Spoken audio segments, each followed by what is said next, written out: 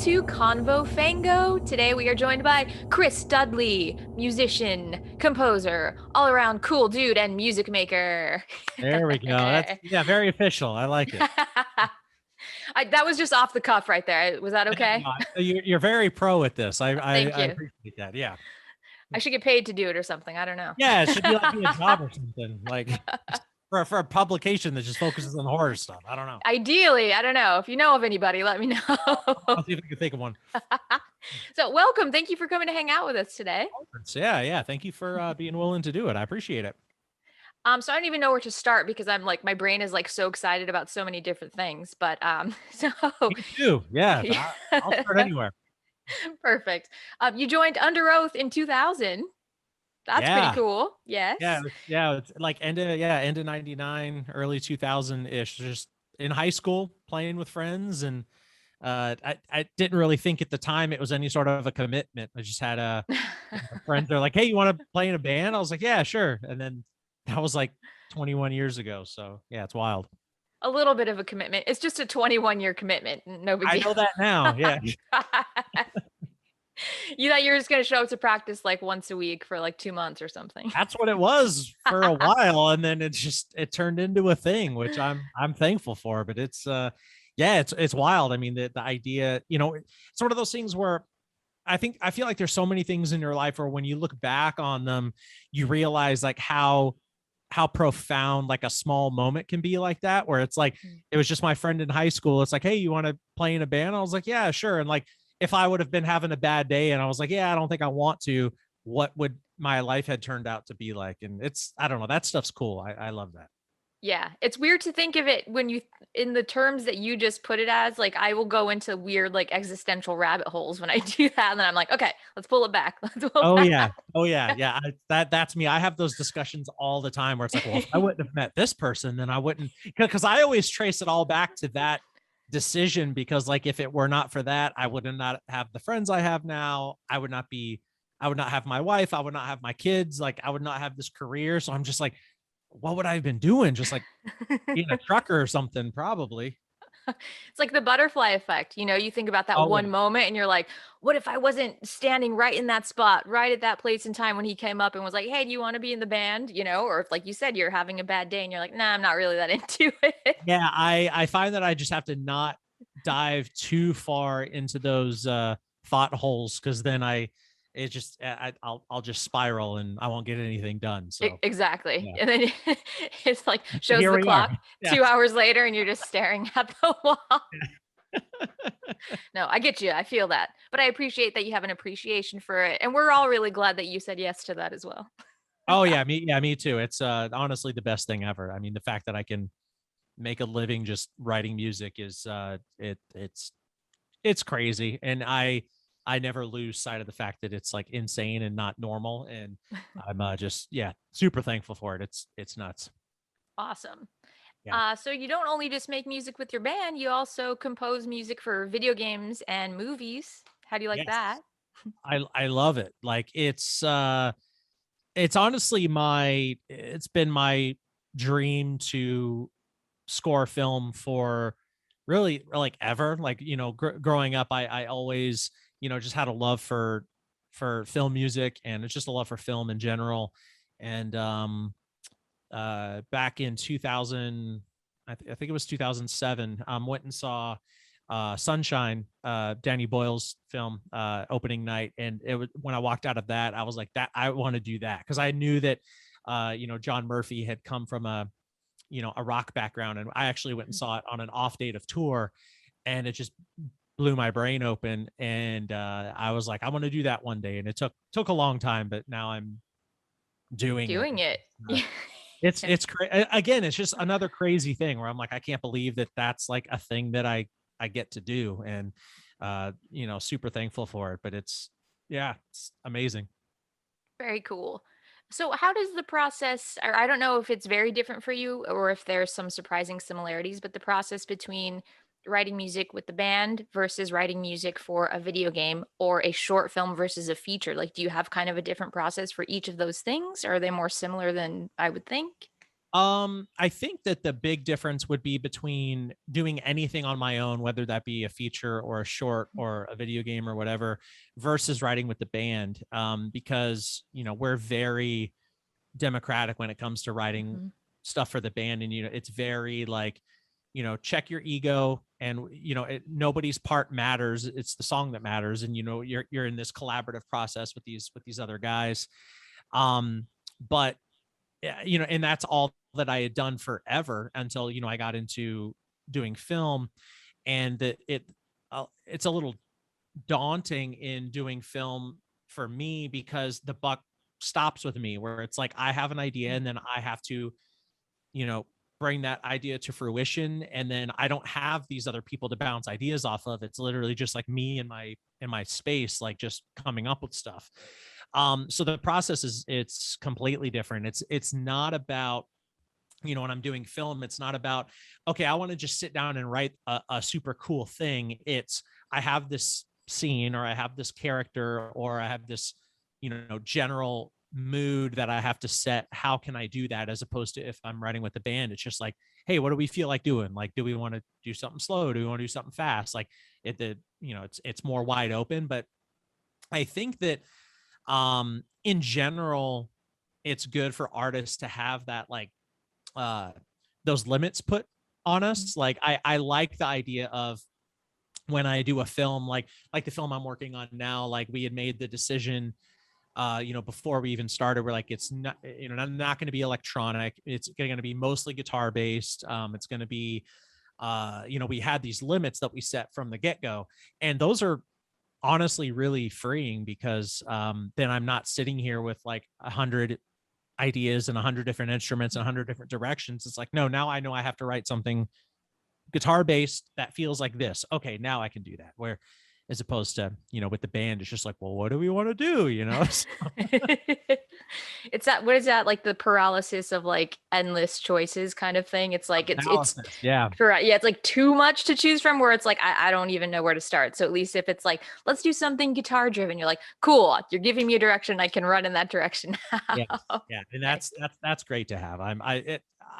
I've only more recently come to like really embrace that. I used to kind of look at it as like a uh a limitation, but now I look Mhm. at it as just like a freeing thing, where I'm like, okay, cool. You just saved me from maybe hours of me just pulling my hair out, not knowing even where to start. So yeah. Nice. You have a new film coming out that's a horror movie that you did the score for, Bad Candy, and that's Yes. an anthology, right? Yeah. Well, not, I mean, kind of, sort of, but I say not really, because it's Okay. not like, it's all self-contained in this one town, and all the stories are taking place, that, there's characters overlapping in stories, and it's, taking place on, on the same night. So it's yeah, I like to, I don't look at it as an anthology, because there are the intertwining characters and all that stuff, but there are different stories that are happening, and then characters are going from one to the other, and it's super interesting in that way. I think it's really cool. So that kind of partially answers my next question, though, because I was curious, when you approach something like an anthology, are you approaching that as kind of like, how much of a through line do you have versus how many, like, are you setting different moods for the different kind of vignettes, I guess? Yeah. But it Yeah. sounds like very much a through line.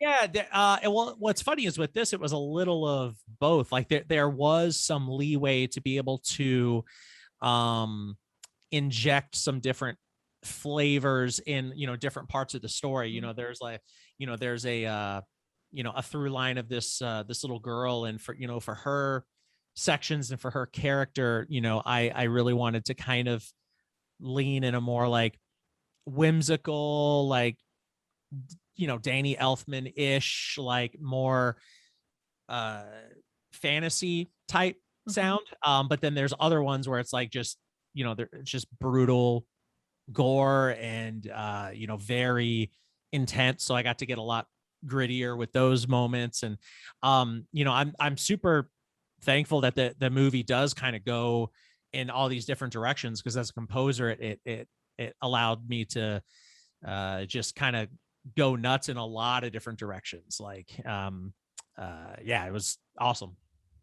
That sounds like it would be fun because you have this world to play within, but you have all these kinds of different ways that you can go within that world. Yeah, it's good. And also like I kind of like I kind of I wouldn't call it a mess up, but I got brought in on this project, pretty early on. Like I read the script before they had shot anything, and I had all these ideas. I was like, okay, I know exactly what this is going to be, and I had written like I want to say like 20 cues prior to even seeing a frame that had been shot. And once I saw the first scene that was shot, I was like, oh, none of that stuff I did is going to work at all. Like not in a bad way. I was just like, oh, like I now need to pivot. And it was good in the end, because now when I listen back to the stuff I did without seeing any picture, I'm like, yeah, this is cool, but it's not this movie. Like, this movie's very bright and very loud at times, and big characters. And it was yeah, it was fun to be able to really hone in on what that sounds like. Nice. I always wonder that, like, do you typically will you read a script and start to write stuff from that, or do you wait till you see pictures because it depends like what you're feeling when you see the imagery from the actual movie, or does it just depend on the project? It really depends on the project. It, uh like this one, I was brought in on the script phase. The one I'm working on now, I wasn't brought in really until the picture had been locked. So it was a lot of, in a similar way where it's like it made my choices a lot smaller, because I'm like, okay, I Mhm. have this locked edit. I know exactly where I need to write. Like, so that helped out a lot. Yeah. And then sometimes it's a little of both, where like I'll get, you know, brought on earlier, but it's like still when it's being filmed. So I found that at this point, I don't really have a preference for what I like more, because I would, if you would have asked me a year ago, I would have said that I want to be brought on as early as possible. But now, having done two films now where I was brought on a little later, I'm like, oh, there's actually some freeing aspect to that, because I'm not writing 21 cues and then just putting them on a hard drive and not using them. Well, now I hope that you use those for something else, like Oh, eventually, I will. like, Yeah, yeah. okay. It all. I have a special section that's just unused cool stuff, so they might come back at some point. Please tell me that's what the folder is called, or the hard drive, unused cool stuff. If I was good at organizing files, that's probably what it would be called. But it's chaos. It's not organized well at all. You're like, that's really nice of you to think there's a folder for it. Oh, you think I have my stuff all together? You think I know what I'm doing? That's great. Well, now I really just want to organize your hard drive for you. It's I would say it's 75% of the way there, but there's still a lot of stuff that needs to be done. I just have to have some time where I'm not writing all day to get to it. So Right. I mean, we prefer that you're just writing all day, actually. So just continue, yeah, carry on. it's working out great so far. I Yeah. can't complain. I feel like it's organized in a way where you can find stuff when you need to, it's organized chaos kind of thing. Yeah, I've thought about that a lot, because what I have to do, like when I get like right now, I'm at the end of this film I'm working on, and now I'm having to go back into all these sessions because somebody else is going to be opening this stuff up to mix it. So I have to go, like none of my tracks are named, like it's all color coded. That makes a way that makes sense to me. So now I have to go back through my entire everything I've done for this film, and just I have to rename everything. I have to like put stuff in order, and I feel like my entire digital life is that way, where it makes sense to me, but if Right. somebody else is looking at it, they would have no idea what to do. So Yeah. yeah, thankfully for the most part I work on my own. So yeah. I like to think my stuff is pretty organized, but then when I think of it in terms of like if somebody else had to come and like get my computer and get a specific file that I needed, would they be able to? And I'm like, "Oh, and that's kind of like I'm like, "Oh, that's very private. Like please don't look at how my stuff is Yeah, organized. It's messy." it makes me think of I don't know if you watch The Office, but there's that episode of The Office where he's doing his it's when he it's like I think it's his Rolodex, like he how he remembers names of people, and it's like Baldy and all that stuff. It's like, yeah, it makes sense to me, you know. And everyone else is like, "What the hell are you talking about?" It's exactly like that. Okay. Now I don't feel so bad. Your naming system is similar Yeah, to no, we're good. We're good. Hey, where's that script? Oh, that's under the Baldy file. What? Yeah, because it doesn't It make just sense to you. it just is. That's where my brain put it, and that's where my brain knows to go to find it. So, Love what it. are some of your favorite horror scores? Oh man. Oh, I've got so many. I think in general, right now, I don't know if it'd be all time, but Colin Stetson is probably my favorite, maybe my favorite working composer. Like, he's just done so much good stuff. And I literally just found out today that he scored the new Texas Chainsaw Massacre. He just announced it today. And I'm just looking forward to that like crazy. Like he's unhuman. So yeah, the Hereditary score is great. Um, Gosh, I love Joseph Bashar's Insidious score. I think Mhm. that's great. Obviously you've got, Carpenter's stuff. Everything he does is awesome. Uh, yeah, I love the It Follows score. I think that's Mhm. great. I could go on and on. It's just I would just here for an hour just naming scores that I think are awesome. But I think that yeah, my favorites change probably day by day based on whatever mood I'm in. So yeah. I feel that. It's kind of a shitty question. Like when someone asks me, like, what's your favorite horror movie of all time? I'm like, I mean, I have kind of like the three that I rotate between, but it kind of depends on my mood when you catch me and when you ask me Yeah. that question. Yeah. I always just say today, here are my favorites. You just Yes, yeah. preface it today Right. and then it's fine. And then you can't be held to it later on. Yeah. That way someone can't come back to you later on and be like, wait, hold on. In that interview, you said this, but in this one, I'm like, I said today. In this Exactly. moment, I'm really feeling this one. Yes. Yes. So you have scores of scores that are your favorite. Okay. Yeah. Yeah. I got notes in my phone that only make sense to me of all my favorite scores. That's the real thing that I don't want anyone to ever have to go through is the notes on my phone. Yeah, I have so many like I have this, not this is like apropos to nothing, but I've got this note that's just my favorite quotes of the day, like things that I hear people say. I'll just and it's been going for 5 years. So if somebody ever stumbled across that, they'd be like, what are all these just quotes that make zero sense? Like, yeah, it's you chaos in there. you could make your own like Instagram account with that. They have like those overheard LA accounts and stuff. It's just stuff that you hear in passing. You already have so much content for it. Yeah, I feel like half of it though would be not something I would ever want to put in a book and put my name on, but it's funny to read back to me, and I chuckle. Yeah. Okay. Yeah, It's for the personal chuckles. It's the yeah, personal chuckle file, which is also important. yes, yes. Nice. Do you have anything else that you would like to share with us or tell us about Bad Candy? Oh, Bad Candy comes out in limited theatrical release on September 10th. You can pre-order it now. And the digital comes out the 14th, I believe. So like You're two. good. I'm like looking at my notes here. I'm like, nice. Oh, On I try to have like the important stuff in my brain. point.